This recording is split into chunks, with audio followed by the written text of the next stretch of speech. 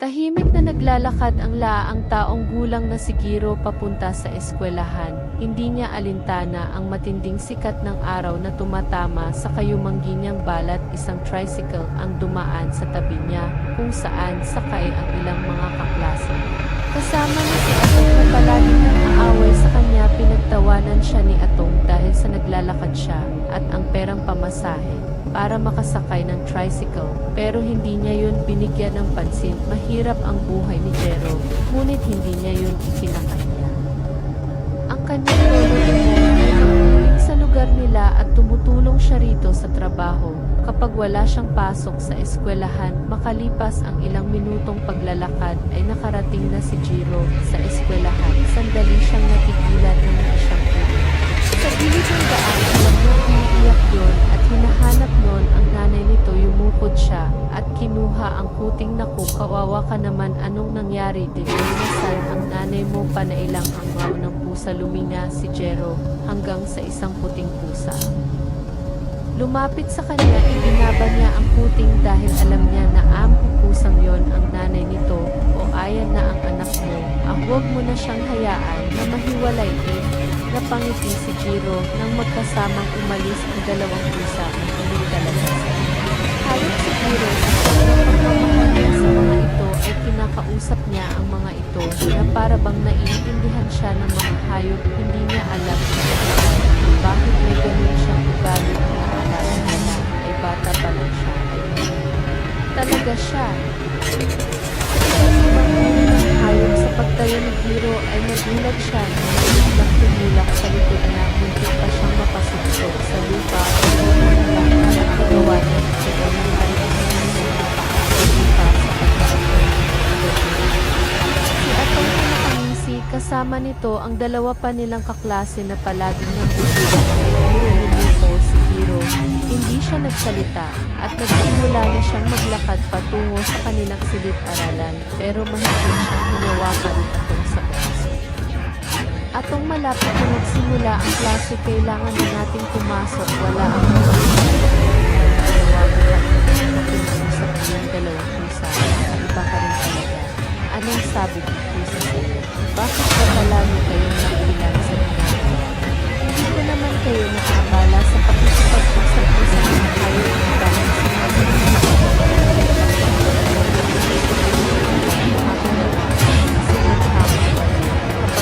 pag-usap ka sa mga hayop na bayan.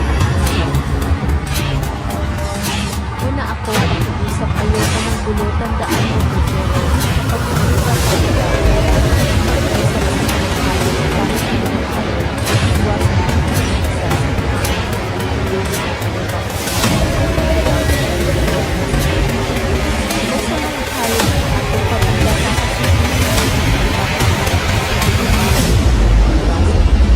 nagmamadaling lumayo si Jiro, kinaatong at pumasok na siya sa kanilang silid-aralan. Umupo siya sa kanyang upuan na nasa pinakasulok ng puno. Umupo siya nang maramdaman niyang naging ang kanyang mga luha ang totoo. Hindi niya talaga maintindihan si Atong kung bakit palagi siyang binuhuli ng mga ito. Sa tingin naman niya ay hindi naapektuhan ang mga tao sa kahit na anong paraan. Nang ginagawa ng pakikipag-usap niya sa mga hayop, sadyang nais lang ang mga ito na maramdaman na merong mga estudyanteng gaya niya na takot sa mga ito. Tapos na ang sabihin ay nagmamadali silid-aralan. Hindi niya nahinintay na makalapit pa si Atong sa kanya dahil alam niyang aasarin lang siya ng mga yon. Bago siya umuwi, habang naglalakad ay naramdaman niya ang lamig ng hangin ng dapit. Maya pa ay makikot na daang hindi limitado ang daan ngayon ay papunta sa bayan kung saan nakatulog. Kasama ang kanyang lolo at maya pa ay ni Jiro ang bahay nila na gawa sa kahoy at may bubong na yero. Sa harapan nun ay merong dalawang puno.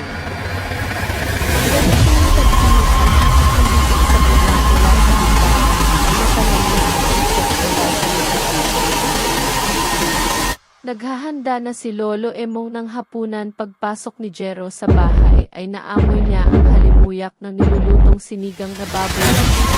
Sa harap ang kanyang Emong nandito na sa lolo, abay taba-taba dating mo, Jero malapit na. Maluto ang sinigang ilalagay ko na lang ang kangkong kumusta ka ba? Sa eskwelahan, ayos lang naman po lolo, sigurado ka ba wala bang nag-aaway saglit na natigilan si Giro, pero mabilis siyang umiti at umiling wala naman po lolo.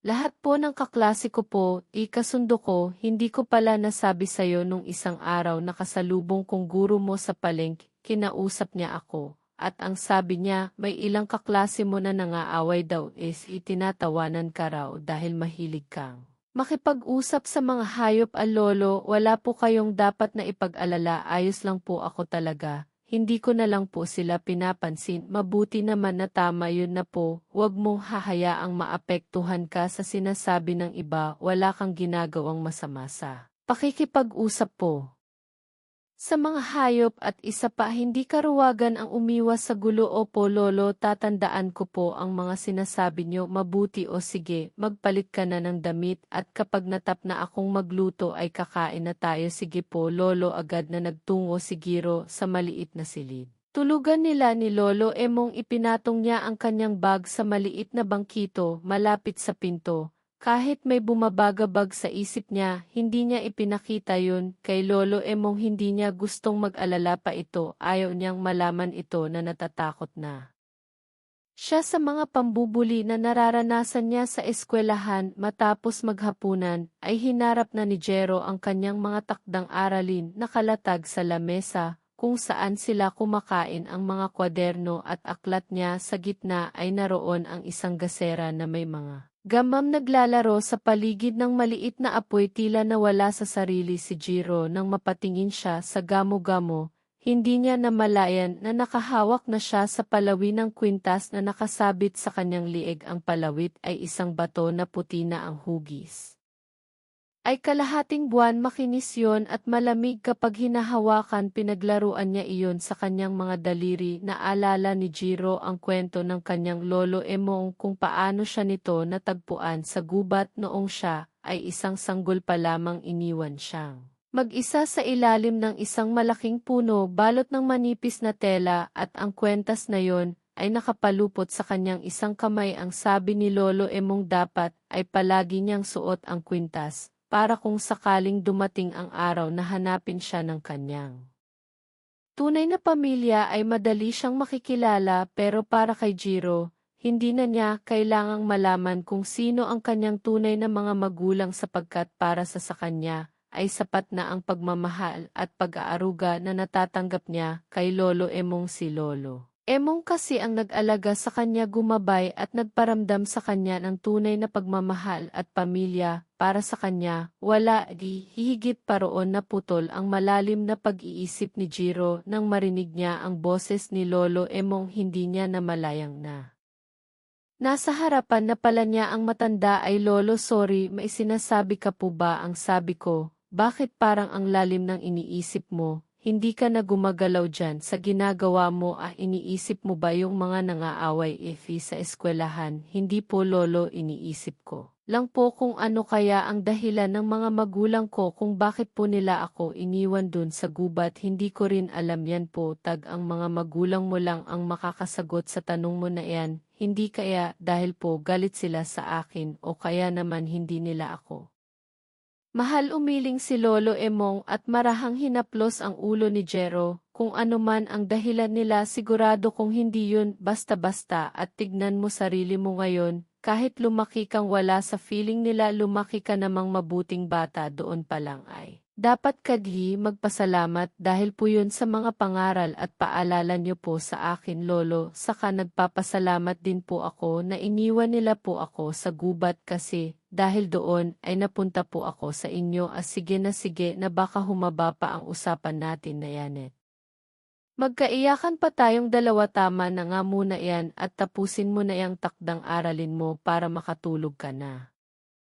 Natawa ng bahagya si at bumalik sa kanyang ginagawa. Naisip niya na kahit hindi niya kilala ang kanyang tunay na pamilya ay hindi siya kailanman nakaramdam ng kakulangan dahil kay Lolo Emong marami pa rin siyang bagay na dapat ipagpasalamat sa kabila Ng mga katanungan niya sa tunay niyang pagkatao, isang umaga, habang naglalakad si Jero papasok sa eskwelahan, ay nagulat siya nang may biglang maramdaman siyang isang malakas na tapik sa kanyang balikat. Nang lumingon siya, ay nakita niya si Atong na nakangiti ng malaki. Agad siyang kinabahan dahil naramdaman niya na may hindi magandang balak si Atong sa kanya. Anong kailangan mo, Atong? Kung tutuksuhin mo na naman ako, wag muna ngayon please lang. Grabe ka naman mag-isip sa akin, sumama ka sa akin. May pupuntahan tayo. Ayoko, hindi ako pwedeng sumama sa o papasok na ako sa eskwelahan baka mait ako. Ang easy mo naman, sandali lang tayo, makakapasok ka pa sa school. Hindi talaga, Atong, pasensya, na baka pagalitan ako ni Maam. Naningkit ang mga mata ni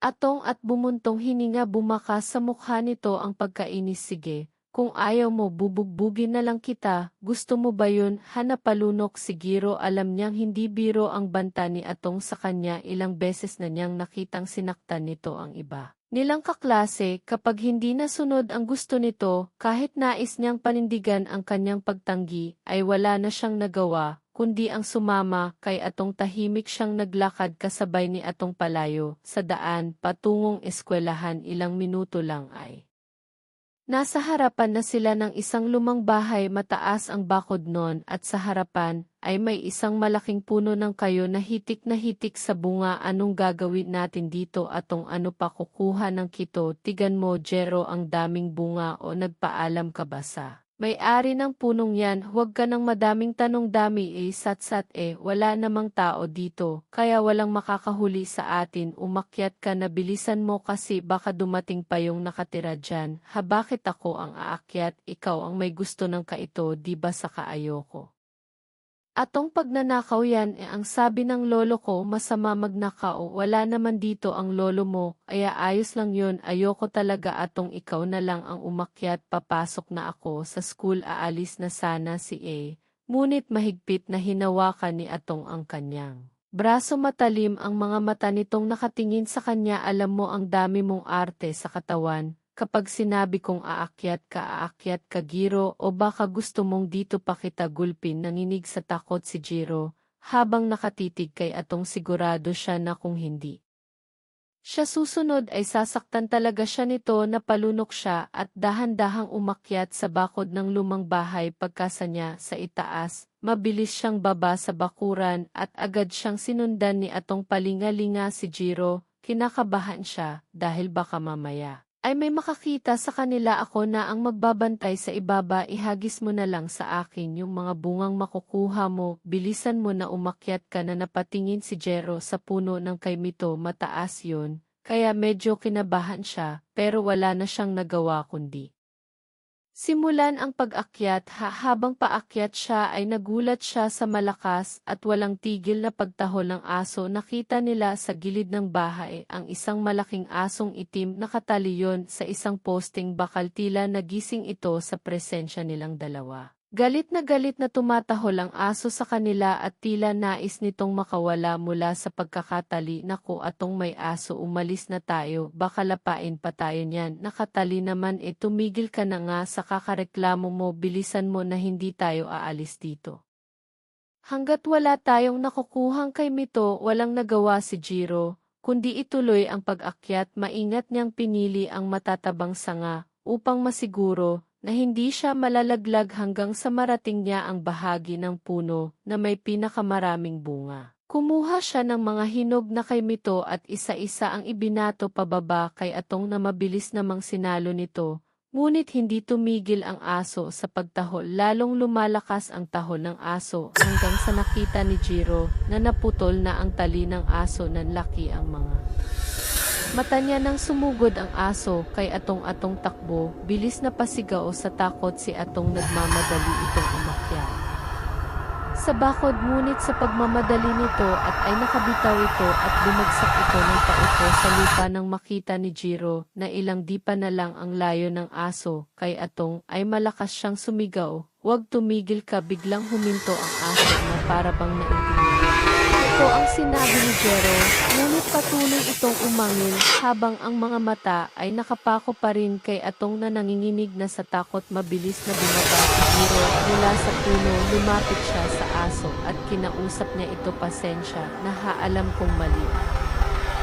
Ginagawa namin, gusto lang kasi namin ng kaimito, pero huwag kang mag-alala, kasi aalis na kami, basta't huwag mo kaming sasaktan ha. Sige na, bumalik ka na sa pwesto mo. Tahimik na tumitig ang aso sa kanya, tumalikod ito at bumalik sa tabi niya. Hindi na inisip muna ni Jero kung paano niya nagawang mapasunod ang aso. Agad niyang tinulungan si Atong na makatayo. Hindi na ito uminit, mabilis nilang inakyat ang bakod at tumalon sa labas. Matapos ang nakakatakot na pangyayari na iyon ay magkasabay. Nang naglakad sina Jero at Atong papunta sa kanilang eskwelahan, napansin ni Jero ang pananahimik ni Atong. Tulala ito at bakas pa rin ang takot sa mukha. Atong, ayos ka lang ba? Biglang tumigil si Atong sa paglalakad bago pa makapagtanong ulit ito. Nakita ng namuo ang luha sa mga mata ni Atong. Bigla itong umatungal ng iyak at laking gulat ni Jero nang bigla siyang yakapin ni Atong. Hinihigpit marahil nang itinulak si Atong palayo sa kanya at tinignan niya ito nang may pag-atakahay. Ano ka ba? Atong, anong nangyayari dito, Jero? At akala ko kasi mamamatay na ako kanina. Akala ko lalapain na ako ng asong yun. Huwag mo lang isipin yun. Ang mahalaga, nakaligtas tayo. Jero, salamat ha, kahit palagi kitang inaaway at kahit lagi kita tinutokso, iniligtas mo pa rin ako. Salamat, sobrang bait mo ta. Hindi porket hindi maganda ang trato mo sa akin ay gusto na kitang mapahamak. Syempre, iniligtas pa rin kita. Patawad sa lahat ng ginawa ko. Ni Jero, sorry talaga. Hindi ko na ulit. Yun, Atong. Pinapatawad na kita. Hindi naman kasi ako nagtatanong ng galit sa isang tao. Salamat ulit, Jero. Sobrang bait mo pala talaga. At wala naman talaga akong dahilan para maging masama sa'yo nang iligtas mo ako kanina na pagtanto ko kung gaano. Noon tumingin si Atong kay Jero habang bakas pa rin sa mukha nito ang pagsisisi. Kalimutan na lang natin yun, Atong, gaya ng sinabi ko kanina. Hindi ako marunong magtanim ng galit. Hayaan mo, Jero, bilang ganti sa ginawa mong pagliligtas sa buhay ko. Hindi na kita awayin kahit kailan at kung may mga kaaway sa'yo at ang bahala sa kanila, bigyan ko sila lahat. Gusto mo ba yun? Natawa ng bahagya si Jero na sinabing yun ni Atong. Hindi mo na kailangan i-reveal ang mga nangyayari.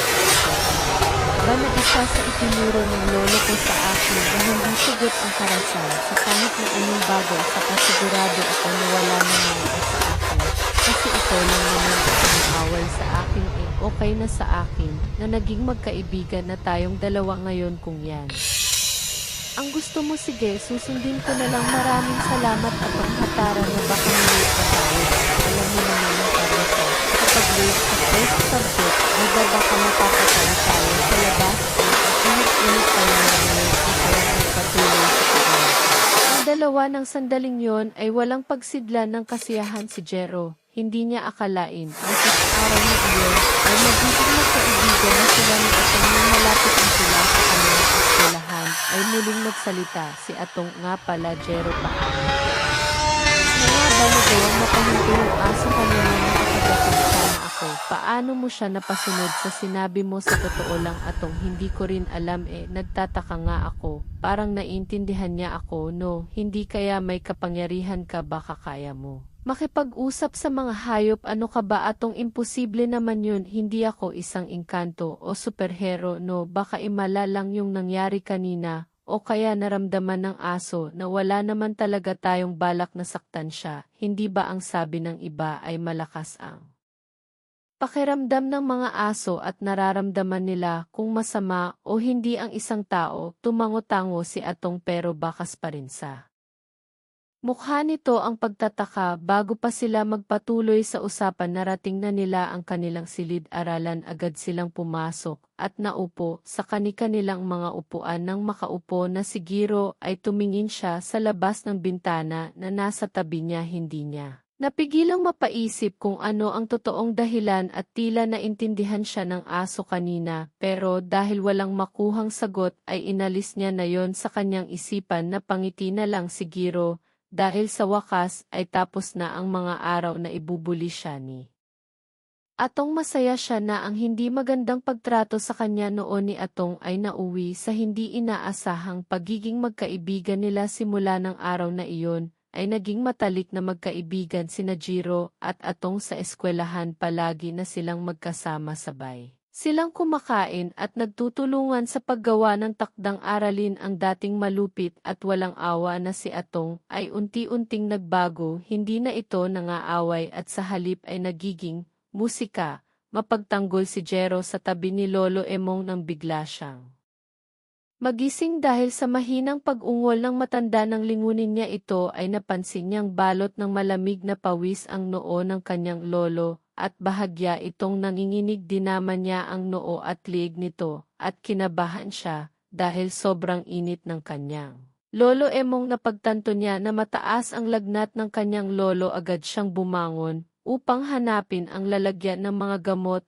Ngunit wala na yung laman, kahit isa. Na pagpasyahan niyang lumabas upang bumili sa tindahan ng gamot. Binalikan niya si Lolo Emong at marahan itong ginising. Lolo, bibilan lang kita ng gamot sandali. Huwag kang mag-alala, babalik din kaagad ako. Sobrang taas po kasi ng lagnat nyo. Huwag na Jero, gabi na, bukas na lang ng umaga ako iinom ng gamot. Hindi po pwedeng hindi kayo makainom ng gamot ngayon. Lolo, babalik din po ako kaagad. Huwag po kayong mag-alala sa akin. Mabilis na kumuha ng barya si Jiro, at lumabas na siya ng bahay. Tahimik ang paligid, habang naglalakad si Jiro, sa madilim na kalsada. Sarado na ang lahat ng tindahan sa kanilang baryo, kaya napilitan siyang maglakad patungo sa kabilang baryo, kung saan ay may bukas pang tindahan. Pagkatapos makabili ng gamot, agad siyang naglakad pabalik sa kanila. Mabilis ang kanyang mga hakbang dahil sa pag-aalala niya para sa kanyang lolo. Ngunit habang naglalakad si Giro ay nakaramdam siya ng kakaibang kilabot sa di kalayuan.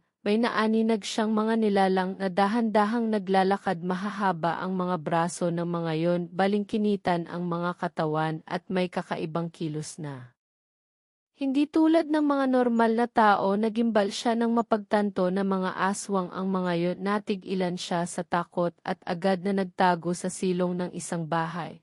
Habang pigil ni Jero ang kanyang paghinga sa silong ng bahay, ay napansin niya ang isang aso sa tabi niya. Nataranta siya at natakot na baka tumahol ito at makuha ang atensyon ng mga aswang. Dahan-dahan niyang tinapik ang ulo ng aso at bumulong, "Huwag kang maingay, baka mamaya makita nila tayo." Aking gulat ni Jero, tila naunawaan siya ng aso. Hindi nga ito tumahol kahit hindi siya nito kilala. Sa halip ay tahimik lang itong tumingin sa kanya. Nanatili si Jero sa kanyang pinagtataguan at umasa siya. Lilisan ang mga aswang. Hindi siya napapansin. Maya-maya pa ay sumilip si Jero mula sa silong at nakita niya ang mga aswang na palapit sa bahay na kanyang kinronan. Halos pigilan niya ang kanyang paghinga. Hindi siya gumalaw, habang unti-unting lumalapit ang mga nilalang sa pinto ng bahay, hanggang sa isang malakas na kalabog ang umalingaungaw. Napapitlag si Jero ng wasaki ng mga aswang ang pinto ng bahay. Kasunod nun ay ang malalakas na sigawan mula sa loob. Nanginig si Jero, habang pinakikinggan ang mga panaghoy at sigaw ng mga taong nasa loob-loob ng bahay. Narinig niya ang mga kalampag-ang mga yapak na nagmamadali at ang tunog ng mga kuko na pumupunit sa laman, hanggang sa unti-unting tumahimik ang lahat. Wala na ang sigawan at ang paghingi ng saklolo. Nakahawak si Jero sa bibig niya habang pinipigilan ang kanyang sarili na humihikbi. Ilang sandali pa nakita ni Jero na lumabas na ang mga aswang sa bahay at naglakad palayo hanggang sa tuluyan ng mawala ang mga yon sa kanyang paningin. Na natiling nakatulala si Diyos sa ilalim ng bahay. Hindi niya magawang gumalaw ng medyo naas. Masasana siya ay marahan siyang lumabas, mula sa kanyang pinagtataguan hindi niya tinapunan ng tingin ang loob ng bahay. Dahil alam niyang hindi maganda ang makikita niya roon, mabilis siyang tumakbo pa uwi sa kanila. Pagkarating ni Jero sa kanilang bahay, ay nakita niya si Lolo Emong na nakaupo sa papag habang umiinom ng mainit na salabat. Napatingin ito sa kanya at agad nitong napansin ang kanyang namumutlang mukha at nanginginig na katawan. Dali ng Jero, bakit parang takot na takot ka? May nagyari ba? Ayos ka lang ba apo? Ano kasi Lolo May asong humabol po sa akin, pero huwag po kayong mag-alala kasi okay lang po ako. Tinitigan siya ng matanda na para bang sinusuri kung nagsasabi siya ng totoo o hindi. Saglit itong nanahimik bago tumango at sabi ko kasi delikado nang lumabas ng 1:00 oras ng gabi. Butit nakabalik ka ng maayos. Tumango si Jiro at agad niyang iniabot ang biniling gamot kay Lolo Emong. Siya ng isang baso ng tubig at inabot yon sa matanda. Ito po ang tubig Lolo, inumin nyo na po ang gamot nyo. Kinuha yon ni Lolo Emong at agad na ininom ang gamot. Pilit na ngumiti si Jero pero sa loob-loob niya ay hindi pa rin niya maalis sa isip niya ang nakitang karumal-dumal na pangyayari. Hindi niya alam kung kaya niyang sabihin yun kay Lolo Emong pero nang sandaling iyon ay naisip niyang ilihim muna ang nangyari dahil baka mag-alala ang kanyang lolo. Nang sumunod na araw, nasa ilalim ng puno ng mangga na nasa likod ng isang lumang classroom si Jiro. Hawak niya ang isang banana cue. At sa malamig na nasa plastic na merong straw, hindi niya magawang kumain dahil ang isip niya ay patuloy na bumabalik sa nangyari nung nakaraang gabi. Nadidinig niya pa rin sa kanyang isipan ang makapanindig malahib sigaw ng mga biktima ng aswang. Kahit anong gawin niya, hindi niya maalis-alis sa isip niya ang mga eksenang yon. Napalunok si Jiro at hindi niya namalayang nanginginig na ang kanyang kamay. Bigla namang dumating si Atong at umupo ito sa tabi niya. May dala rin itong banana ko. Kanina pa kita hinahanap Sabi ko na nga ba't nandito ka lang? Hindi pinansin ni Jero si Atong na natili siyang nakatingin sa kawalan. Habang patuloy sa pagsasalita ang kanyang kaibigan, narinig mo na ba ang balita, Jiro? Alam mo ba kagabi, may isang pamilya raw na inatake ng mga aswang sa mismong loob ng bahay nila. Wala raw nakaligtas, patay lahat. Napalunok si Jiro. Narinig niya ang sinabi ni Atong ngunit nanatili siyang walang imik. Nakakakatakot na pala talaga ang lugar natin dati-rati. Sabi lang na matatanda na may mga aswang daw dito pero ngayon totoo na talaga. Gumagala na sila sa gabi. Kanina pa ako nagsasalita, nakikinig ka ba? Nagising si Iggy sa malalim niyang pag-iisip. Siyang bumulong niya at bahagyang umiti ng pilit. Nakikinig ako, Atong, parang hindi naman ano bang iniisip mo? Alam ko na yung nangyari kagabi. Paano? Kasi Atong, nakita ko sila yun. Mga aswang kagabi. Pauwi na ako sa bahay nang nakita ako ng mga aswang sa daan. Agad ako nagtago sa silong ng isang bahay. Akala ko ligtas na ako doon, pero hindi ko alam na yung bahay na yon ang mismong papasukin ng mga aswang. Hala, totoo ba yun? Sinasabi mo totoo, Atong, kaya nga hindi pa rin ako nakapaniwala na buhay pa ako. Hanggang ngayon ang buong akala ko talaga ay makikita ako ng mga aswang na yon sa silong ng bahay. Pero ayos ka lang ba, Jiro? Hindi ka ba sinaktan ng mga aswang? Hindi naman nila ako nakita daon sa silong, pero yung takot, Atong, yung takot parang hindi na mawala sa isip ko. Pakiramdam ko palagi silang nakasunod sa akin. Kahit kagabi, hindi ako makatulog ng maayos. Na tahimik si Atong pero nakita ni Jero sa mukha nito labis na pag-aalala. Hindi na nagsalita si Jero at sinubukan niyang kumain nang tumunog na ang hudyat. Natapos na ang break time ay magkasama silang bumalik sa kanilang silid-aralan. Tahimik na naglakad si Jero pauwi sa kanilang bahay. Hanggang sa oras na yon ay nasa utak ko na nangyari ng nakaraang gabi. Kahit kaunti ang hindi. Nabawasan ang takot na nakalukog sa buo niyang pagkatao. Pagdating ni Jero sa kanilang bahay, nagdagdag niya ni Lolo Emong na iniwanan ng magulang. Lumapit siya rito at ang Lolo, bakit po kumilos na po kayo? Kaagad magpahinga na po muna kayo. Ano po ang tatapos niyan? Magpapalit lang po ako ng damit na ayos na pakiramdam. pakiramdam ko, apo, kaya ko na ito, nakatulog din naman siya. Ang malaki ng pag-inom ng gamot kagabi. Maraming salamat. Nga pala, alam mo na ba yung balita? May inatake na. Kagabi dito sa lugar natin, yung pamilya ni Pearl, papatay daw lahat, maging yung dalawa nilang anak na binata. Nakakalimang isang gabi, ay nawala silang lahat. Narinig ko na po ang balitang yan sa Solo.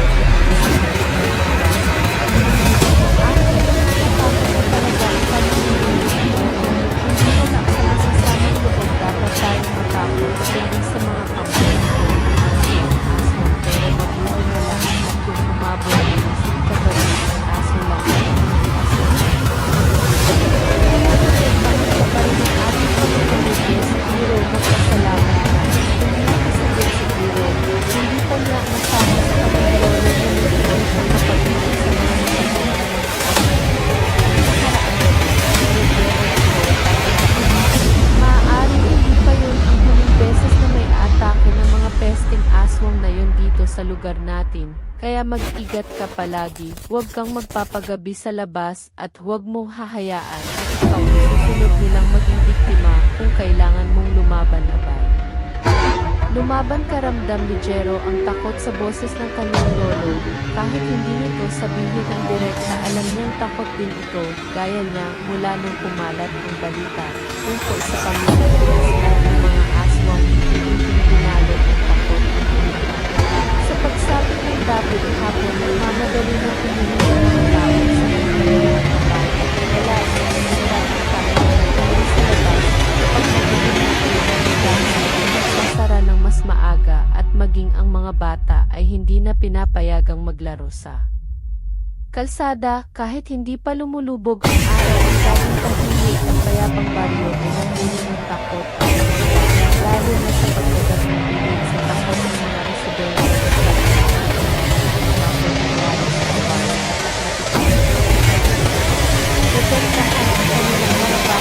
Ilan ay nagsabit ng bawang sa kanilang pintuan, habang ang iba naman ay nag-iwan ng asin sa kanilang mga bintana sa gabi.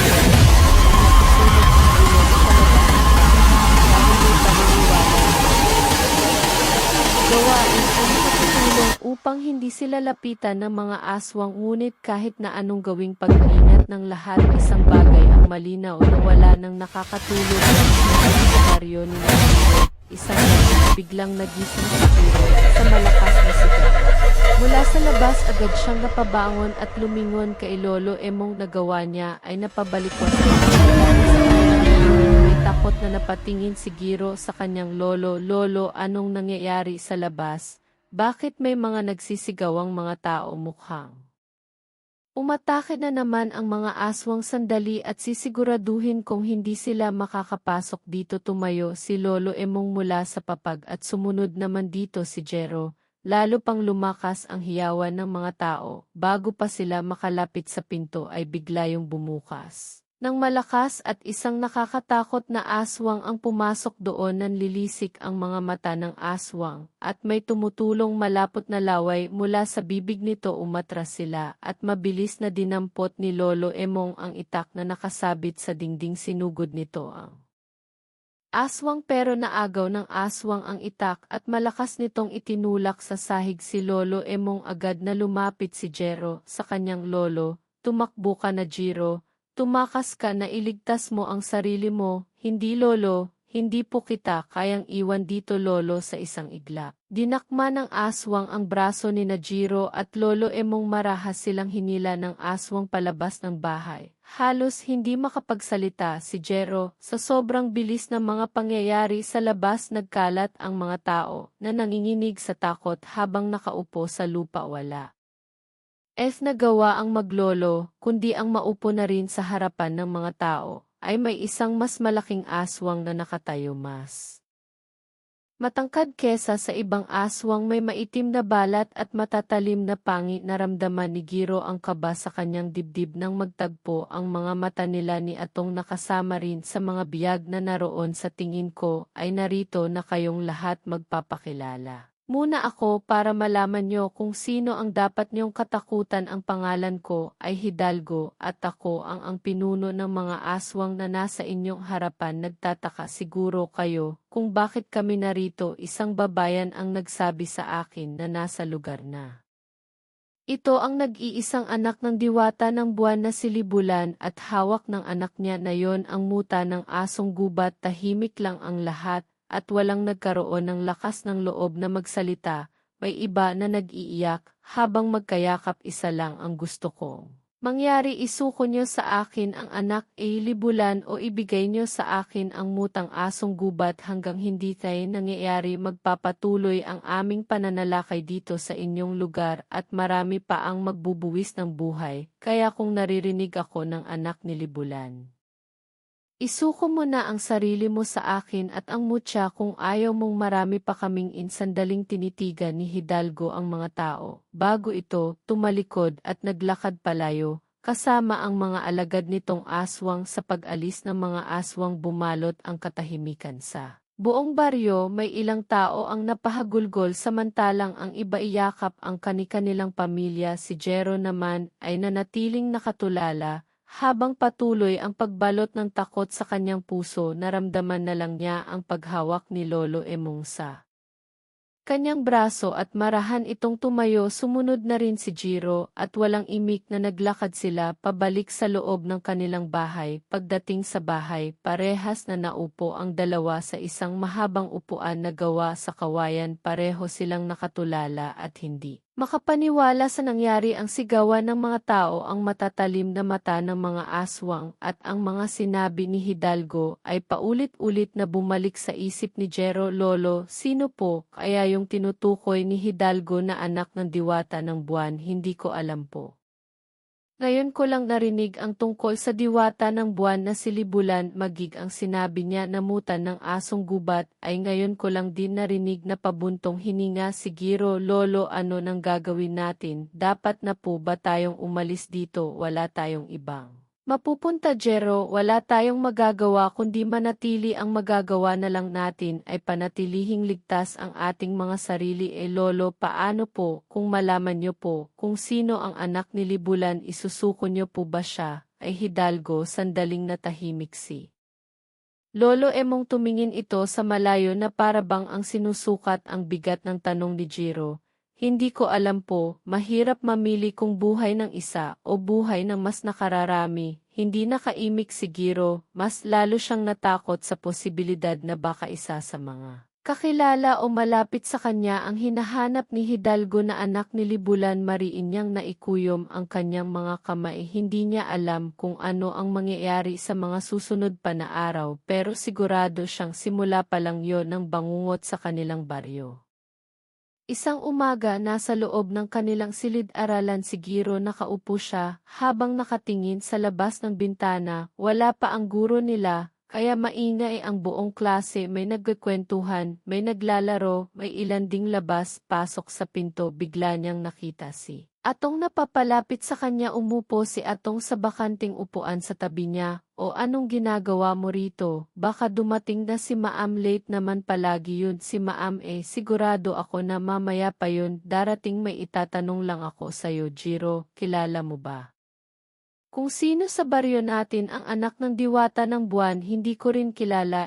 Hindi ko alam. Wala akong idea kung sino. Kahit nga si Lolo Emong wala ring alam sa bagay na yan. Alam mo bang halos lahat ng tao sa atin ay hinahanap na kung sino ang anak ni Libulan? Narinig ko na ang balak ng ibang tao ay maibigay yung anak ni Libulan pati yung mutya bago muling mangyari ang susunod na pagsalakay ng mga aswang. Biglang kinabahan si Giro. Hindi niya maintindihan kung bakit, pero parang may bumara sa kanyang lalamunan. Pero sana kung sino man yung anak ni Libulan ay siya na mismo ang magsuko ng sarili niya kay Dalgo para matapos na ang lahat ng ito. Natatakot na kasi ako sa susunod na pag-atake ng mga aswang sa lugar natin. Magsasalita pa sana si Jero, pero hindi niya na nagawa nang biglang pumasok ang kanilang guro. Nagpaalam na si Atong at nagmamadali itong bumalik sa upuan nito na nasa unahan. Tahimik na napatingin si Jero sa blankong pisara habang nag-iisip. Na intindihan niya kung bakit na lang kadesperado ang mga tao sa lugar nila na maibigay ang gusto ni Hidalgo, ngunit hindi niya rin maintindihan kung bakit. Tila kinakabahan siya ng sobra sa paglipas ng mga araw, lalong lumala ang takot at pag-aalala ng mga tao sa baryo nila. Halos araw-araw ay may pulutong ng mga kalalakihan na nagtitipon-tipon sa gitna ng plaza at nag-uusap patungkol sa kung sino ang maaaring anak ng diwata ng buwan. May mga nagbabahay-bahay at nagtatanong kung may napansin ba sila ng isang tao na kakaiba sa kanilang baryo, maging ang matatanda sa kanilang baryo ay nagsimula ng maghukay sa kanilang mga alaala at sinubukang alalahanin kung may kakaibang bata bang isinilang noon na maaaring may kaugnayan sa diwata ng buwan na si Libulan. Kasabay ng lumalalang takot ay ang pagkahati ng mga tao. May mga naniniwalang dapat nilang protektahan ang anak ni Libulan, ngunit mas marami ang gustong isuko ito kay Hidalgo upang matapos na ang takot nila sa mga aswang. May mga usap-usapan ding may ilang pamilya na nagbalak ng umalis sa baryo. Bago pa bumalik ang mga aswang, sa kabila ng lahat walang makapagbigay ng tiyak na sagot. Kung sino nga ba talaga ang anak ng diwata, kaya't ang bawat bata at binatilyo ay pinagdududahan ng karamihan na maaaring anak yon ni Libulan. Kinagabihan, habang mahimbing na natutulog si Jero, ay bigla siyang nahulog sa isang kakaibang panaginip. Sa kanyang panaginip ay nasa gitna siya ng malawak na kagubatan, bilog ang buwan, kaya kahit paano ay nakikita ni Jiro ang kapaligiran. Mula sa unahan niya ay nakita niya ang isang napakagandang babae, mahaba ang buhok na tila kumikislap sa kadiliman at ang puting kasuotan nito ay tila sumasayaw sa mahinang ihip ng hangin. Ngunit sa kabila ng taglay na kagandahan ng babae ay makikitang puno ng takot ang mukha nito. Nagmamadali itong tumatakbo sa gitna ng kagubatan habang bitbit ang isang sanggol na mahigpit nitong yakap-yakap. Huminto ang babae sa ilalim ng isang malaking puno. Luminga ito. Bago nito maingat na inilapag ang sanggol sa tabi ng isang puno, inayos ng babae ang puting telang nakabalot sa sanggol. Walang patid ang pag-agos ng luha ng babae. Marahan nung hinaplos ang maliit na mukha ng sanggol bago ito mabilis na tumakbo palayo. Hahabulin sana niyo ang babae, ngunit mabilis itong sa paningin niya at hindi na niya nakita kung saan ito nagpunta. Tila naglaho ito na parang bula sa hangin. Nilapitan ni Jiro ang sanggol na iniwan ng babae. Yumukod siya at hinawi niya ang puting tela na nakatakip dito. Nanlaki ang mga mata niya nang makita niya ang kwintas na gaya ng kwintas niya na nakapalupot sa isang kamay ng sanggol. Pakiramdam niya ay binuhusan siya ng napaka-nakalamig na tubig. Umangat ang kamay ni Jero para hawakan ng sanggol. Ngunit bago pa man lumapat ang kamay niya rito, ay may isang malakas na puwersa ang humigop sa kanya. Pakiramdam niya ay tinangay siya ng isang ipo-ipo. Mabilis na bumagsak ang kanyang katawan sa malamig at matigas na lupa. Sa pagmulat niya ng kanyang mga mata, bigla siyang napabalikwas ng bangon. Labis siya nagtaka, dahil wala na siya sa kanyang kwarto, kundi nasa gitna na siya ng kagubatan habang bilog ang buwan gaya ng nasa kanyang panaginip. Teka, paano ako napunta rito? Palingalinga si Jero. Habang tumatayo, pinakiramdaman niya ang paligid. Marahan siyang lumingon sa kanyang likuran at doon niya nakita ang parehong babae mula sa kanyang panaginip. Naglakad ito palapit sa kanya at huminto. Ilang ispa lang ang layo sa kanya. Bahagya namang napaatras si Jero. Sino po kayo? Ano pong kailangan niyo sa akin? Ikaw po ba ang nagdala sa akin dito? Huwag kang matakot, Jero. Ako si Libulan. Libulan ang diwata ng buwan.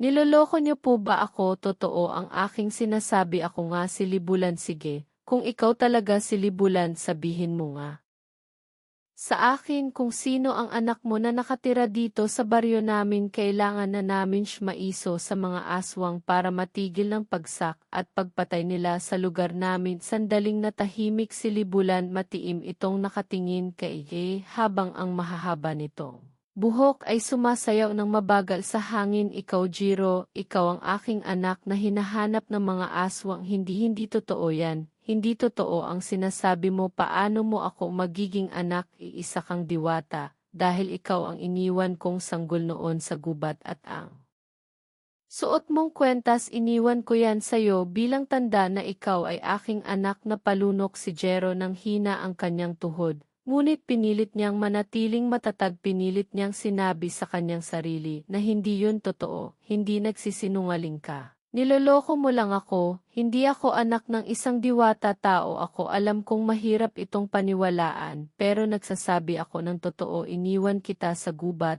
dahil nais kang patayin ng mga kalahi kong diwata isang kasalanan sa amin no ang magkaroon ng anak mula sa isang mortal pinili kong iligtas ka sa halip na ipaglaban ka nanginig ang mga kamay ni Giro, may kirot siyang naramdaman sa kanyang dibdib sa pagkakataon na yon, ay hindi niya na napigilan ang umiyak nang hihina siyang napaluhod naramdaman niya ang katotohanan sa sinabi ni Libulan lumapit si Libulan sa kanya yumukod ito at hinaplos siya nito sa kanyang pisngi nang magtama ang kanilang mga mata. Ay naramdaman niya ang pagmamahal nito sa kanya pa rin mo ako anak kinailangan kong gawin yon para iligtas.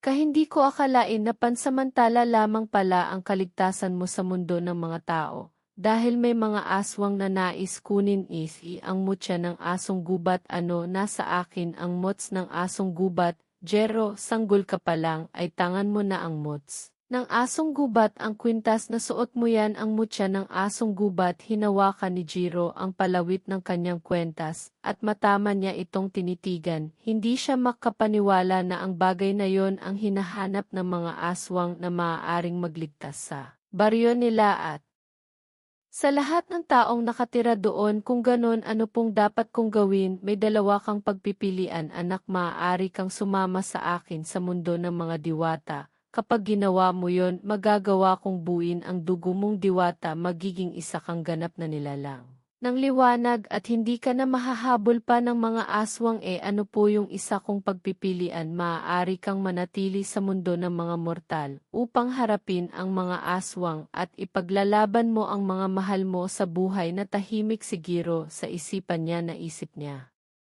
Si Lolo Emong at si Atong na nag-iisa niyang kaibigan bukod doon ay naisip niya rin ang mga tao sa baryo nila na patuloy na nabubuhay sa takot at pangamba kung pipiliin ko po manatili rito paano ko po lalabanan si Hidalgo ang sagot ay nasa kwintas mo. Anak ang mots ng asong ubat isa itong sandata laban sa kasamaan, ngunit nasao kung paano mo ito gagamitin kung ganun po paano ko magagamit ang mutal ng asong bi. At para labanan po ang mga aswang ang mutyang yan ay hindi pangkaraniwan isa ito.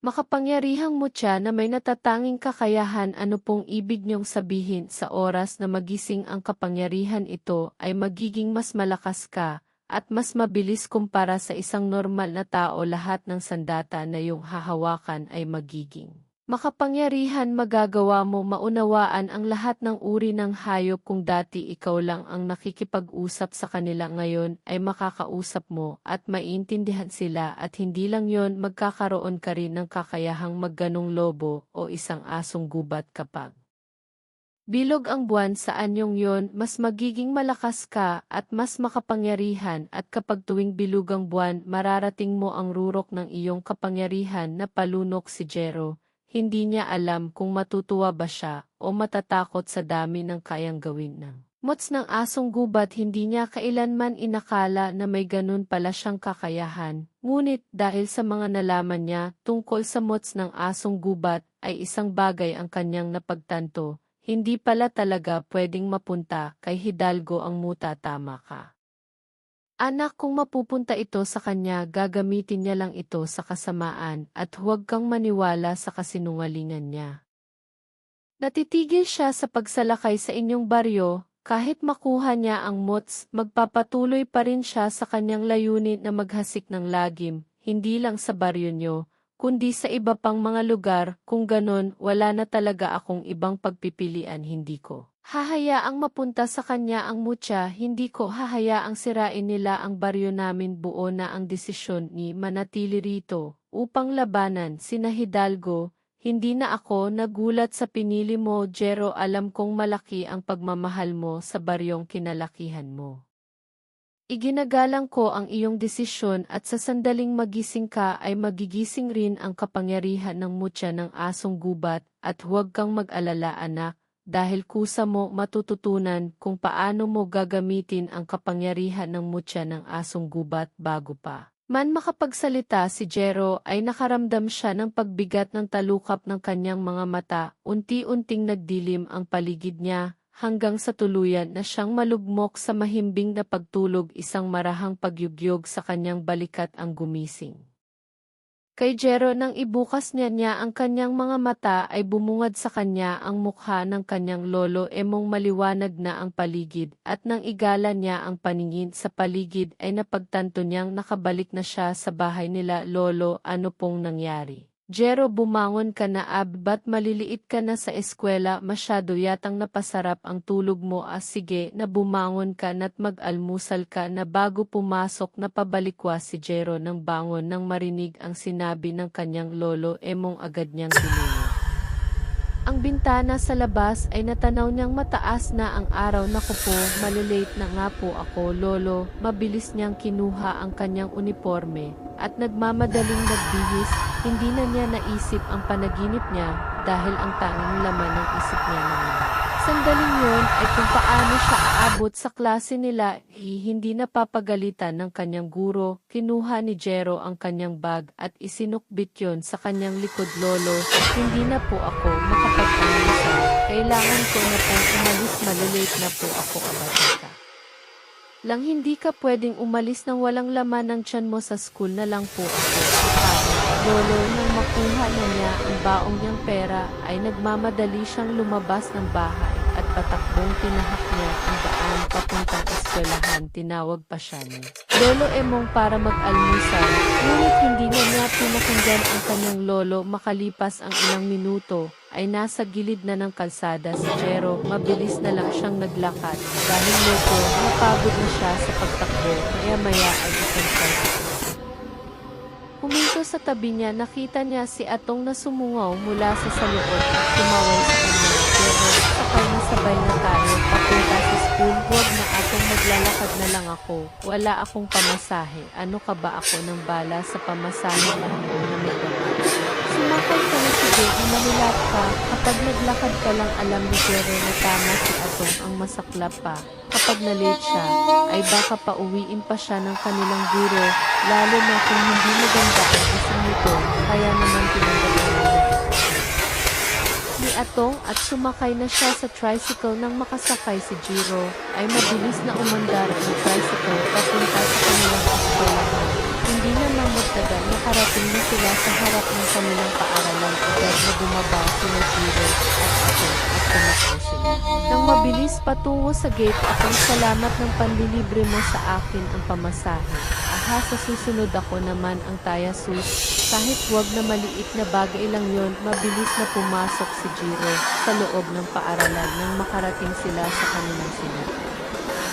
Nakahinga sila ng maluwag dahil wala pa roon ang kanilang guro para sa kanilang unang subject sa nakalipas na maghapon ni Jiro sa paaralan ay hindi niya maalis sa kanyang isip na siya pala ang anak ng diwata ng buwan na sinibulan ng hinahanap. Dahil hanggang sa sandaling yun ay hindi mo pa alam kung paano tatanggapin ang katotohanan mo, lalo na at napakabilis ng mga pangyayari kahit sinabi ni Bulan sa kanya ang mga kapangyarihan ng Mucha ay wala siyang ideya kung paano nito. Napakaraming tanong sa kanyang isipan kagaya ng sapat ba ang kapangyarihan ng muta ng asong gubat upang mapag-usap.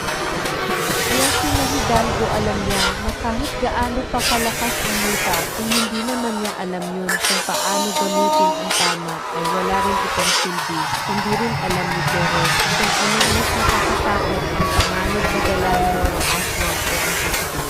Na mabigo siya sa tungkulin niyang ipagtanggol ang baryo at ang mga mahal niya sa buhay kinagabihan tahimik na kumakain sila Jiro at Lolo Emong ng hapunan ilang beses ang tinangka ni Jero na magsalita patungkol sa pagiging anak niya ni Bulan sa isa. Nang ibubukas niya ang kanyang bibig ay tila may pumipigil sa kanya, natatakot siya na baka hindi matanggap ni Lolo Emong na hindi siya normal na tao. Naisip niya na baka katakutan siya nito pa ng isulat ito sa kanyang lolo sapagkat makakahanap siya ng lakas ng loob pero hindi siya pero iho ayos ka lang ba para sa mga hindi mapakalitan. May gusto ka bang sabihin sa akin? Wala po lolo, iniisip ko lang po yung banta ni Hidalgo. Hanggang ngayon po, kasi wala po. Nakakaalam kung sino po ang aming pinigulan kaya dapat ay maging handa tayo palagi. Dahil sigurado ako na anumang oras ay atake na naman ang mga aso dito sa bayan natin. Hindi na nagsalita pa si Jiro hanggang sa matapos na silang kumain habang naghuhugas si Lolo Emong ng pinagkainan nila ay naging abala na si Jero sa pagsagot ng kanyang mga takdang aralin, ngunit wala roon ang kanyang atensyon, kundi sa pag-iisip kung paano niya gagamitin ang mots ng asong gubat kung sakaling muling umatake. Sina Hidalgo, maya-maya pa ay nagkatinginan sila ni Jiro at Lolo Emong nang may marinig silang sigawan mula sa labas. Bukod doon, ay umalingaw din ang nakakatakot na pag-ang ng mga aswang. Diyos ko, dumating na ang ikinakatakot ko, umatak na naman ang mga aswang. Agad na naisip ni Jero na yun na ang tamang pagkakataon para subukan niya ang kapangyarihan ng mutya ng asong gubat, kaya lang ay hindi niya alam kung paano niya yun gagamitin gayong magkasama sila ni Lolo Emong hindi siya handa na malaman. Dito na siya ang anak ng diwata ng buwan, mabilis na lumapit si Lolo Emong kay Giro, mahigpit niya, hinawakan sa kamay. Ano pong gagawin natin lolo, magdadasal tayo, yun lang ang kaya nating gawin sa ngayon. Magkasabay silang lumuhod sa harap ng kanilang maliit na altar habang taimtim na nagdarasal si Lolo Emong ay panay ang linga ni Jero. Sa paligid patuloy ang kaguluhan sa labas ng kanilang bahay at patuloy rin si Giro sa pag-isip ng paraan kung paano siya makakatakas. Ilang minuto na ang lumipas. Pero wala pa ring tigil ang sigawan ng mga tao sa labas, may mga humihingi ng tulong at may mga umiiyak. Tumingin si Giro kay Lolo Emong na mariing nakapikit habang patuloy na bumibigkas ng panalangin. Naisip niya na wala na siyang mapagpipilian kundi ang umalis at lumabas sa kanilang bahay upang matulungan niya ang mga tao. Mabilis na tumayo at tumakbo palabas ng bahay si Jero. Labis na nagulat ang lolo niya sa kanyang ginawa. Jero, saan ka pupunta? Ang may pambihira kang bata ka, bumalik ka rin. Narinig ni Jiro ang sigaw ng kanyang lolo, ngunit hindi siya lumingon, hindi siya huminto sa pagtakbo. Dahil ang tanging nasa isip niya ay ang labanan ang mga aswang. Mabilis siyang nagtungo sa likod ng kanilang bahay at tinungo niya ang makapal na talahiban. Hindi niya alintana ang matatalas na dahon na humihiwa sa kanyang balat. Tumakbo siya ng tumakbo hanggang sa marating niya ang kagubatan. Patuloy na tumakbo si Giro hanggang sa naisipan niyang huminto. Paglinga niya sa paligid ay napansin niyang tahimik na nakamasid sa kanya ang halos lahat ng hayop sa gubat, mga kwago sa sanga, mga biis, sa pagitan ng mga puno, mga asong gubat, at iba't ibang uri ng ibon, baboy, ramo, ahas, at kung ano-ano pang mga hayop. Tila naroon ang lahat ng hayop upang magbigay sa kanya ng suporta sa kanyang gagawin. Tumingala si Giro at nasinagan siya ng liwanag mula sa bilog na buwan. Naalala niya ang sinabi ni Libulan na mas magiging malakas siya kapag bilog ang buwan. Sa pagkakataon na iyon ay hinawakan na ni Giro ang mots ng asong gubat na nakasabit sa kanyang liig. Mahigpit niya ang pinisil at naramdaman niya ang init noon sa kanyang palad. Kailangan kita, tulungan mo ako, nakikiusap ako sa iyo mutya, ipakita mo sa akin ang iyong lakas. Kailangan kong tulungan ang mga tao sa aming baryo, hindi ko sila maaaring pabayaan. Biglang lumiwanag ang mutya at ang liwanag na yon ay unti-unti siyang nilamon. Naramdaman ni Jiro ang mainit na enerhiya na gumapang sa buo niyang katawan. Naging malalim ang paghinga niya. Kasabay ng pagnantibok ng kanyang puso, naramdaman niya ang pagsikip ng mga kalamnan niya at ang pagbanat ng lahat ng parte ng kanyang katawan. Napayuko si Jero, parang may kung anong napupunit sa loob niya, Ngunit hindi siya nasasaktan, pakiramdam niya ay lumalakas siya, lumalaki, at nagbabago ang mga daliri ni Jero ay dahan-dahang humaba habang ang mga kuko niya ay tumulis na. Parang mga matatalas na patalim, ang balat niya ay tinubuan ng malambot, ngunit mahahabang puting balahibo. Naramdaman niya ang pagtala ng kanyang pandinig, pandama at paningin hanggang sa sumabog ang liwanag at tuluyan nang natapos ang pagbabagong anyo ni Jero. Tuluyan na siyang naging isang asong gubat na may puting balahibo. Marahan siyang tumayo sa kanyang apat at na paa. Ang katawan niya ngayon ay puno ng lakas at kapangyarihan na alam niyang magagamit niya sa pakikipaglaban sa mga nilalang na kung tawagin ay aswang. Huminga si Jero ng malalim at isang malakas na alulong ang kanyang pinakawalan. Tumingin siya sa direksyon kung saan naroon ang kanilang baryo at mabilis siyang tumakbo sa direksyon na yon. Sa bawat ihbang niya ay ramdam niya ang kakaibang lakas na meron siya. Habang palapit si Jero sa baryo ay naamoy niya kaagad ang lansa ng dugo sa hangin. Narinig niya ang iyakan ng mga tao, ang pagtili ng mga bata, at ang nakakapanindig balahibong halakhak ng mga aswang. Nang makarating na si Jero sa baryo ay bumungad sa kanya ang kaguluhan. Ang mga aswang ay nagwawala, sinisira ang mga bahay at inaatake ang mga tao. Mabilis na nagpunta sa gitna si Jero at lahat ay napatingin sa kanya. Takot ang bumakas sa mukha ng mga tao nang makita siya ng mga ito, habang ang mga aswang naman ay huminto sa pag-atake. Naramdaman niya na nasindak ang mga aswang sa kanya. Mula sa kumpol ng mga aswang ay lumabas si Hidalgo. May malapad na ngiti ito habang matiim na nakatingin sa kanya. Sa wakas, nagpakita na rin ang anak ni Libulan. Hindi na natin kailangan maglaban, ibigay mo lang sa akin ang muts, asong gubat. Kapag ginawa mo yon ay hihinto na kami sa aming pag-atake. At wala nang mamamatay. Naningkit ang mga mata ni Jero. Alam niyang kasinungalingan lang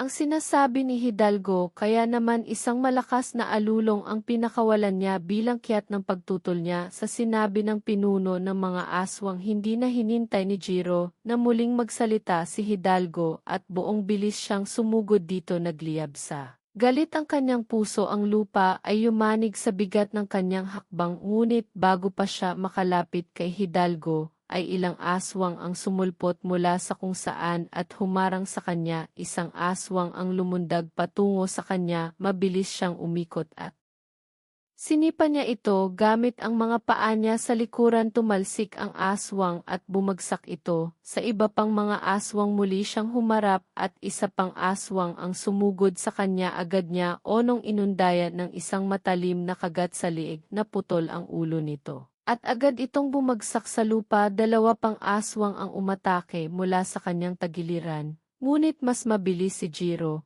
Kung para sa mga yon, umiwas siya at inilusot ang sarili sa pagitan ng mga ito at kinalmot niya gamit ang kanyang matatalas na kuko.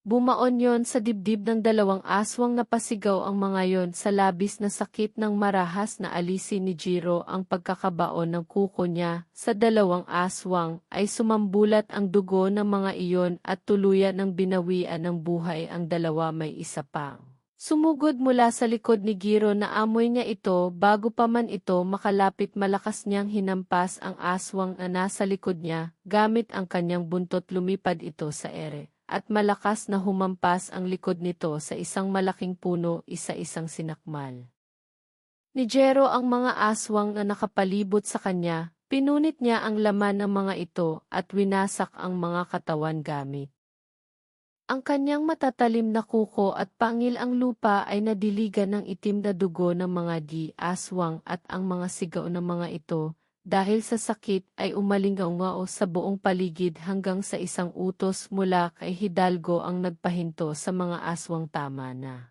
Umatras na muna tayo, hindi pa tayo tapos anak ni Liburan. Babalik kami at sisiguraduhin kong mapapatay ka na namin sa muli nating pagkikita. Mabilis na umatras ang mga aswang kasama si Hidalgo. Hahabulin sana ni Jero ang mga yon, ngunit mabilis na naglaho ang mga yon sa dilim. Bumalik ang katahimikan sa paligid. Ang mga tao ay nanatiling nakatulala at hindi makapaniwala sa kanilang nasaksihan. Tinigan ng lahat si G. Ang ilan ay nanginginig sa takot. Alam ni Jiro na hindi pa alam ng mga tao kung kakampi ba siya o gaya rin siya ng mga aswang na pumapatay ng mga tao. Nang makita ni Jiro na palapit sa kanya si Lolo Emong, ay mabilis siyang tumalikod at tumakbo pabalik sa gubat. Walang tigil sa pagtakbo si Jiro hanggang sa marating na niya ang kagubatan.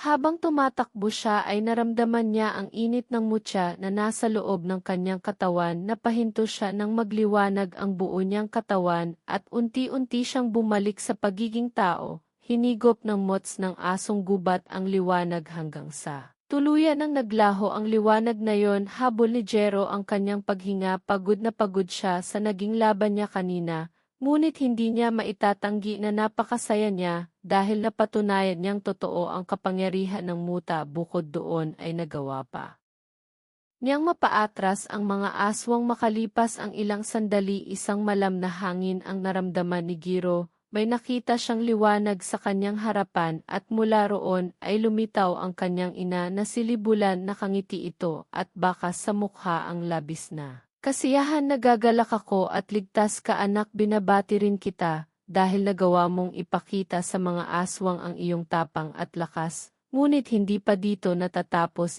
ang laban anak. Hanggat hindi mo napapatay si Hidalgo, hindi titigil ang kadilimang bumabalot sa baryo niyo. Siya ang punot dulo ng lahat ng ito, kaya kailangan mo siyang tapusin sa lalong madaling panahon. Napakagat ng labi si Jero. Alam niya na kahit napalis niya ang mga aswang sa gabing iyon ay babalik at babalik pa rin ang mga ito. Hindi siya maaaring maging kampante hanggat hindi niya nawawasak ang buhay ni musika. Hidalgo, salamat po sa lahat ng itinuro niyo sa akin ina. Salamat dahil binigyan mo ako ng pagkakataon na maipagtanggol ang aming baryo. Kung hindi po dahil sa inyo, hindi ko magagawa ang lahat ng ito. Marahang lumapit si Jiro. Ang tanging nais niya ang sandaling yun ay maramdaman ang yakap ng isang ina.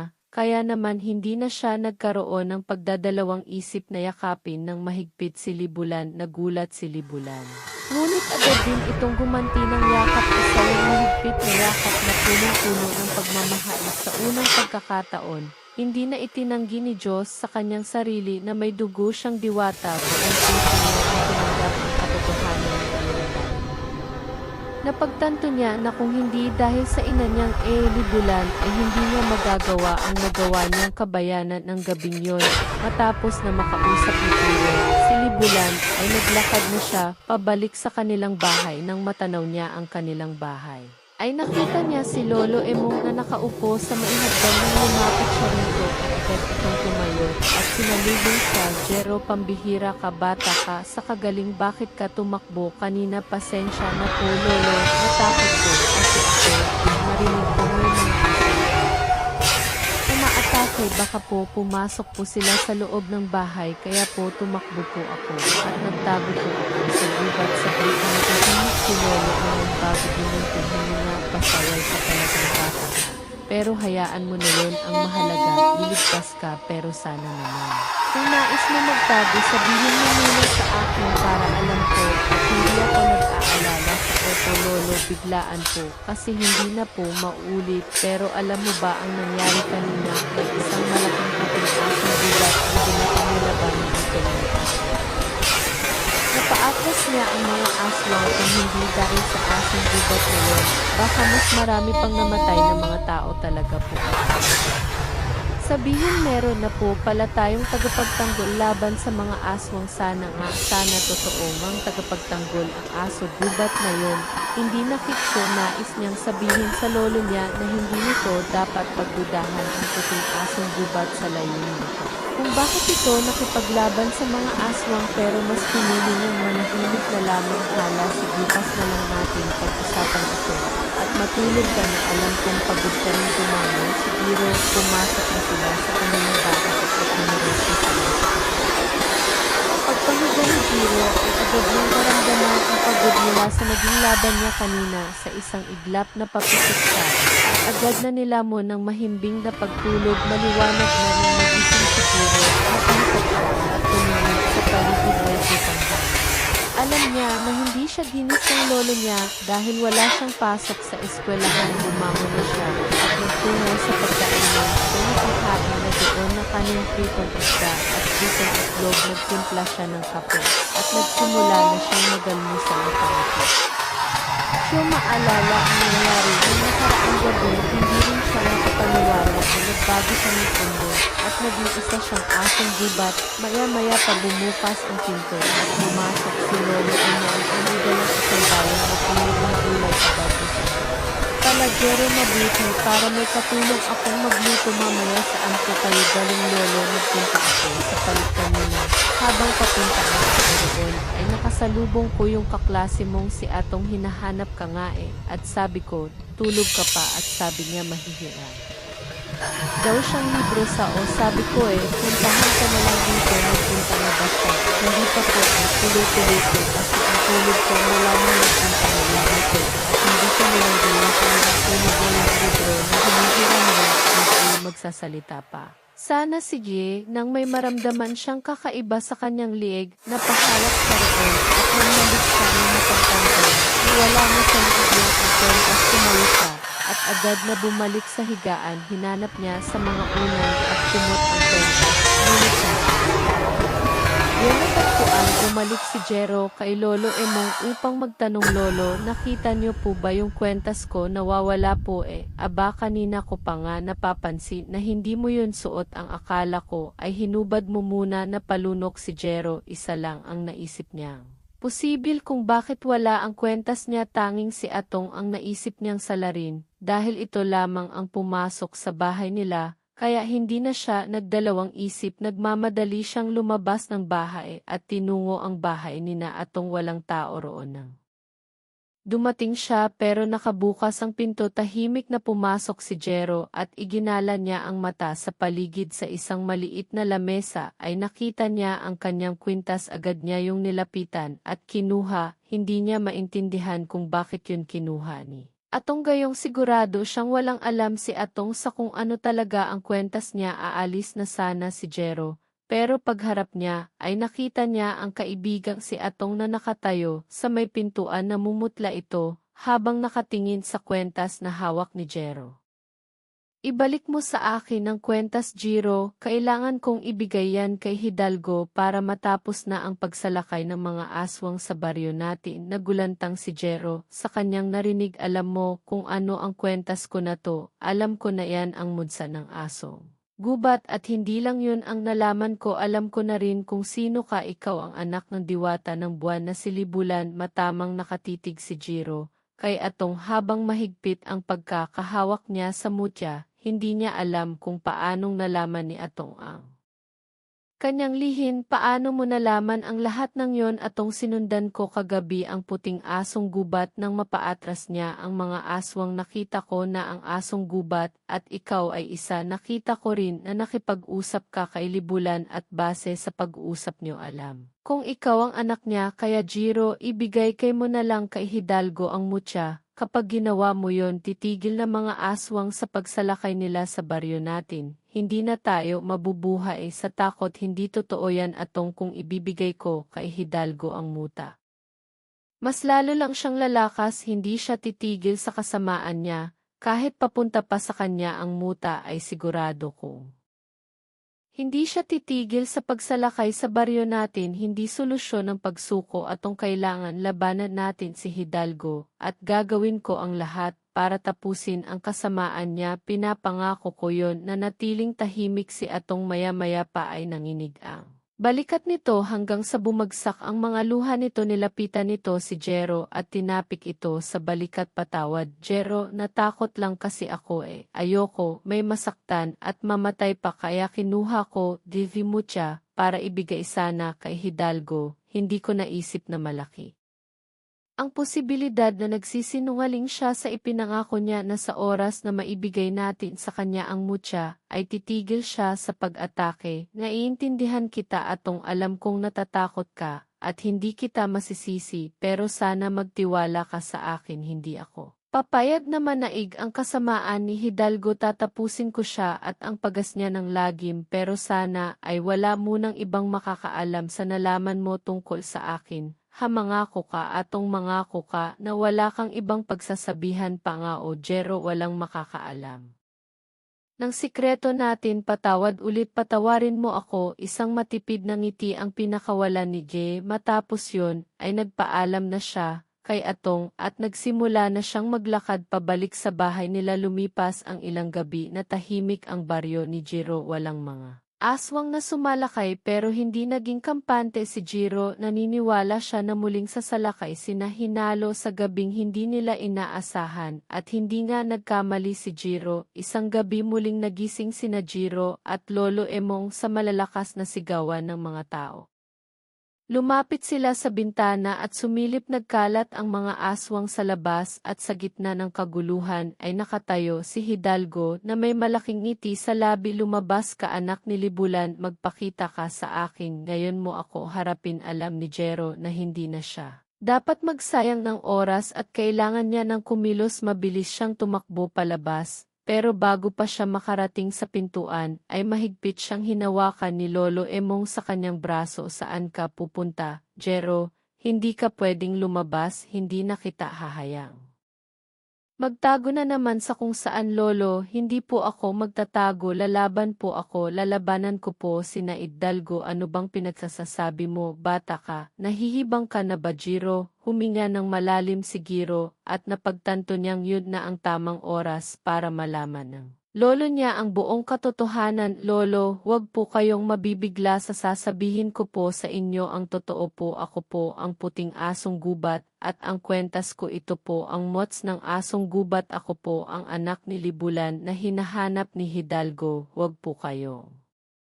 Mag-alala Lolo, kaya ko pong labanan siya Hidalgo magtiwala lang po kayo sa akin nanginginig ang mga kamay ni Lolo Emong habang nakatitig kay Jero. Baka sa mukha nito ang pagkabigla ng lumuwag ang pagkakahawak nito sa kanya ay agad siyang tumakbo. Palabas ng bahay at nagtungo siya sa likod ng kanilang bahay doon ay pumikit siya at hinawakan ang muta sinubukan niyang maging asong gubat pero hindi siya nagtagumpay na magbagong anyo na patingala si Diyos sa kalangitan at doon niya napagtanto na hindi. Bilog ang buwan na lamig siya mapagtanto niyang wala siyang kakayahan na maging isang asong gubat, pero hindi pa rin siya nawala ng pag-asa kinuha niya ang itak na nakapatong sa ibabaw ng mga panggatong na kahoy, matapos yon ay malalaki ang mga hakbang na lumabas siya sa kanilang bakuran upang harapin sina Hidalgo nagtungo si Giro sa sentro ng kaguluhan, habang may bitbit na itak nang makita niya si Hidalgo na nakatalikod sa sagawin niya, ay hindi siya nagdalawang isip na tawagin ang pansin.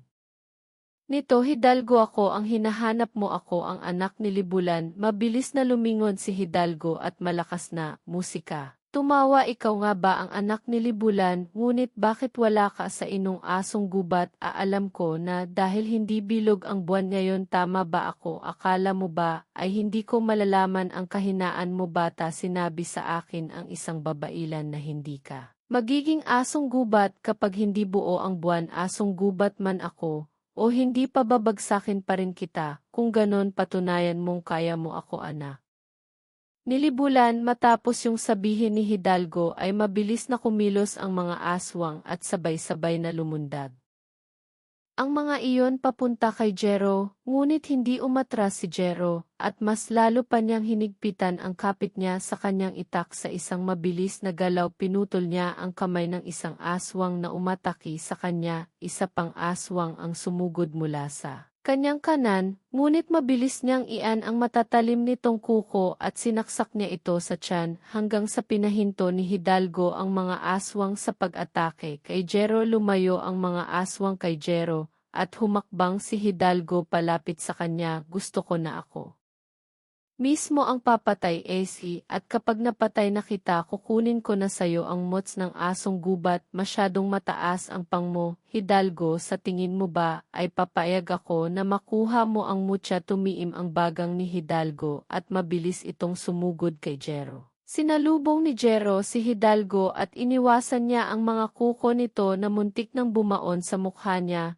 Ngunit sa pag-iwas niya, ay biglang sumulpot si Hidalgo sa likod niya at nagawa siya nitong kalmutin sa likod na padapa si Jero sa lupa at nakita niya ang Mga tao na nakatingin sa kanya, baka sa mga mata ng mga yon ang pag-asa na magagawa niyang talunin si Hidalgo. Nakita niya rin si Lolo Emong at naramdaman niya ang tiwala nito sa kanya. Tumayo si Jero, pero agad siyang inatake ni Hidalgo at bumaon.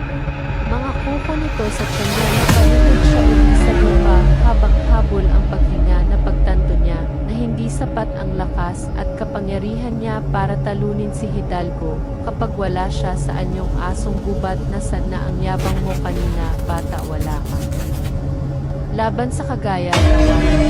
Bumagsak si Jero sa lupa habang walang tigil ang pagbalong ng dugo sa mga sugat niya hanggang sa isang ideya ang pumasok sa kanyang isipan. Kahit nang hihina ay pilit pa rin siyang tumayo. Mahigpit niyang hinawakan ang lupa at igit lang.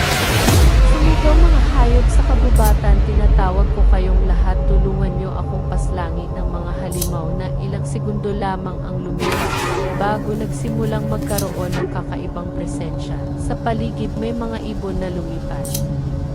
Galing sa kagubatan, may mga ahas din na dumating, maging ang mga baboy ramo ay lumabas mula sa masukal na kakahuyan at ang iba pang mababangis ng hayop mula sa gubat ay dumating bilang tugon sa pagsama ni Jero. Nagulat si Hidalgo ng makita. Pagdating ng mga hayop, sabay-sabay na sinugod ng mga hayop si Hidalgo. Tinuka ito ng mga ibon sa mukha. Ang mga ahas naman ay mabilis na gumapang sa katawan dito at nilungkis ito. Upang hindi makagalaw si Hidalgo, ang iba namang hayop ay kinagat si Hidalgo. Walang nagawa si Hidalgo kundi ang sumigaw habang pinutok sa ito ng mga hayop nang makita ni Jero na labis na nahihirapan si Hidalgo. Nalusan na ang mga hayop na libanan si Hidalgo. Lumayo ang mga hayop na Hidalgo. Natitira niyang lakas at tumakbo siya ng mabilis patungo kay Hidalgo. Sa tapat mismo ng puso ni Hidalgo na labis nitong ikinabigla ng huguting ngiti. Ang itak ay inikot siya at pinadaan niya ang talim ng itak sa iyo.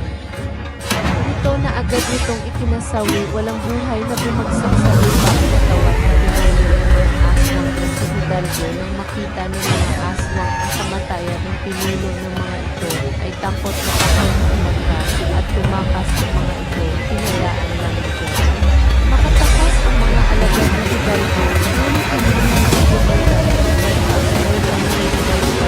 at sisiguraduhin kung magagaya kayo. Sa sinapit na pinuno niya, walang tigil sa mga aswang sa pinuno ng isla.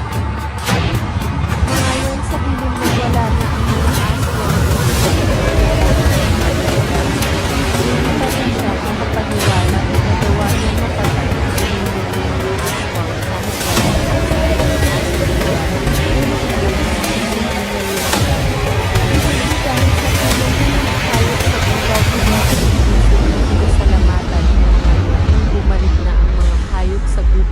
kahit nagbunyi ang lahat ng mga tao at lahat ay nagpasalamat kay Jero, maging si Atong ay masayang masaya.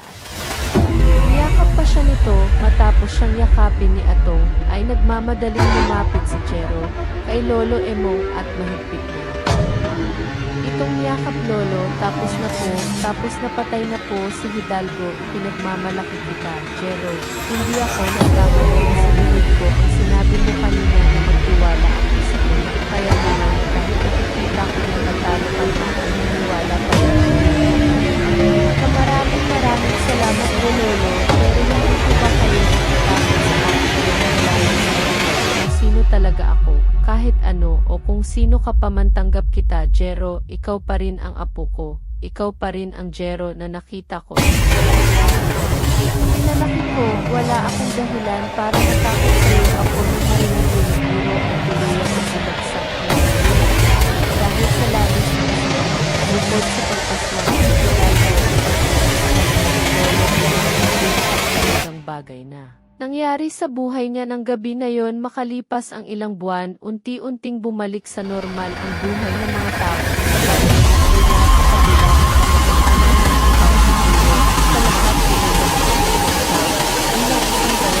Kasama si Lolo Emong.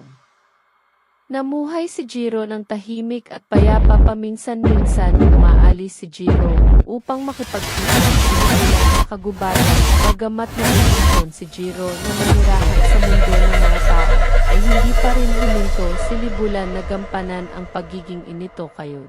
Sandaling yon ay wala kundi ang maging habang buhay na ang kapayapaan sa baryo nila na minsang sinubok ng kadiliman, ngunit sa huli ang liwanag at kabutihan pa rin ang namayagpag.